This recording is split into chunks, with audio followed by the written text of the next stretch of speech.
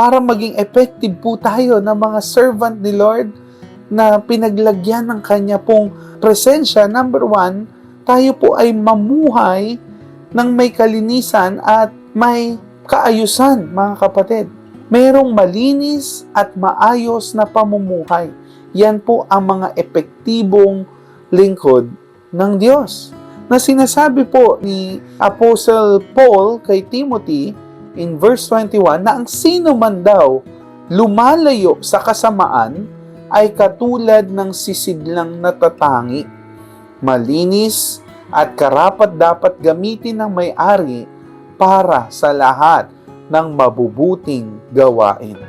So bilang mga sisidlan ng Panginoon sa mundong ito, mga kapatid, na gagamitin ng Diyos para sa Kanyang magandang layunin, tayo po ay lumayo sa kasamaan, mga kapatid.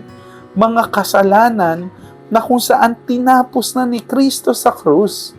Kaya hindi na tayo dapat pa bumalik at magpaalipin sa kasalanan.